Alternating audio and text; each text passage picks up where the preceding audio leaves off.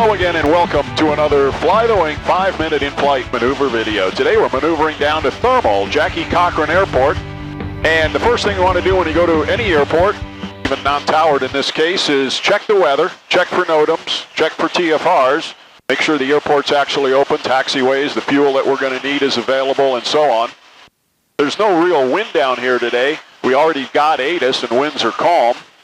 So we're going to choose runway 30 for our approach today, and we're going to get that weather 20 miles out and make our first call about 10 miles out.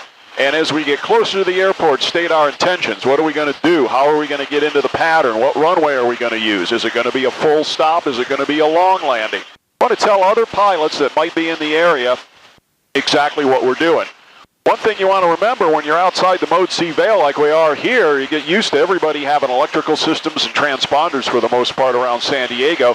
Out here in the desert, there's people that don't have radios, and that means they also don't have landing lights or strobe lights on their airplane. So you want to keep your eyes peeled at all time, looking for traffic. When you're in a slow airplane like this Cub, you want to do some gentle S-turns and skid and slip the plane a little bit, just to make sure there's nobody descending or climbing into us from behind.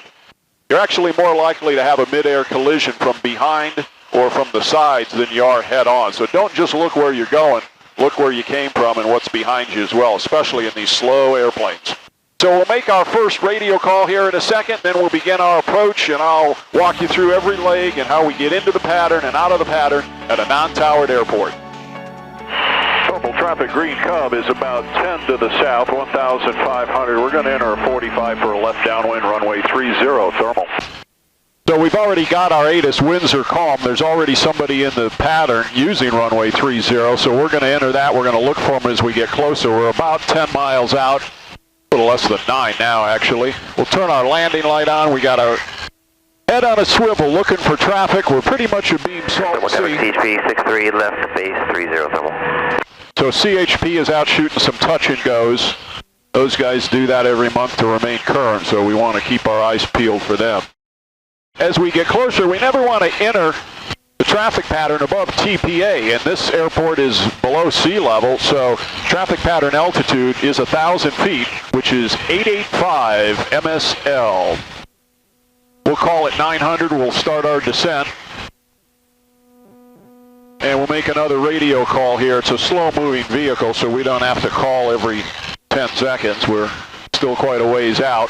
One of the things I like to do when I go into a new airport is look around. If I plan to fly out at some point and I have some sort of emergency on takeoff, I can find emergency landing areas, and there's a lot of good ones down here. You don't even have to turn the airplane. Just land straight ahead in one of these fields.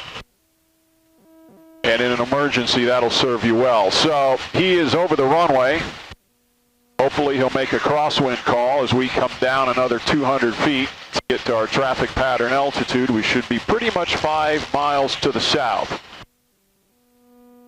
Keep in mind, on a calm day, other pilots could be using other runways. Runway 17 is the long one here, and that's what the jets come in and take off of on a calm day. So traffic CHP 6 west, take runway 30, be left crosswind departure to the west, thermal.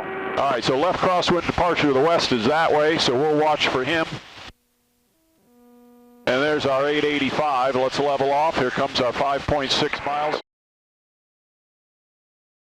Thermal traffic, green Cub is now 5 to the south, 900 feet. Going to enter 45 for left downwind, runway 30 full stop thermal.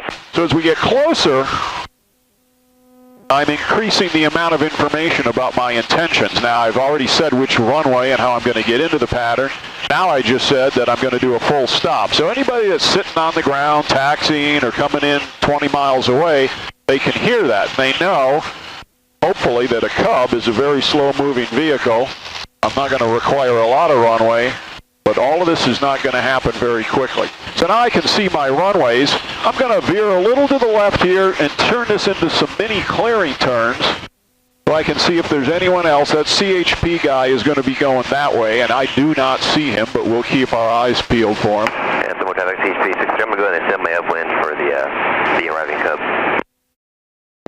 Thermal traffic, green Cub is 2.5 south. We're on the 45 for a left downwind, runway 30 thermal. Nothing to the right, turn right, and as I'm wing up, I'll make another call here. Thermal traffic, green Cub is left downwind, midfield, runway 30 full stop, thermal. Thermal traffic, green Cub is in a close-in left base, runway 30 full stop, thermal. I like to make the radio calls when I'm wing up. It's easier for other pilots to see the airplane if they're looking for me. There's a windsock under our nose and it is calm. Thermal traffic, green Cub is wing up short, final 30 full stop, thermal. And one more radio call. When the airplane is clear of the runway, you can say that since we've got 4 runways here. Thermal traffic, green Cub is clear, runway 30, taxiing back.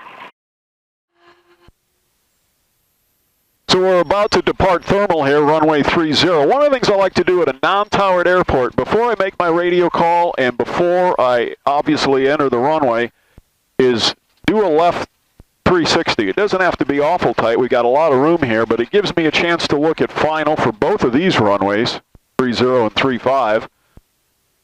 Gives me a chance to look at downwind for 1-2. Winds are calm here today, so other pilots could be using other runways, not necessarily the one we're using. And as I come around, I'll make my radio call. Thermal traffic, green Cub is taking runway 30, thermal. And of course, the most important point of that is to listen, see if there's anyone else. The runway looks clear, no airplanes, no coyotes, lights, camera action. We'll get it out to center line. Make sure the tail wheel's locked. And power comes in. When you're flying at a lot of these airports, boy, they all have GPS approaches now. Even this one's got a VOR approach as well, VOR right on the field. So be aware of instrument traffic, which could be coming in, could be circling. They're going to be on with ATC before they get handed off to the CTAF, so they may not even be on frequency till they're about into the pattern.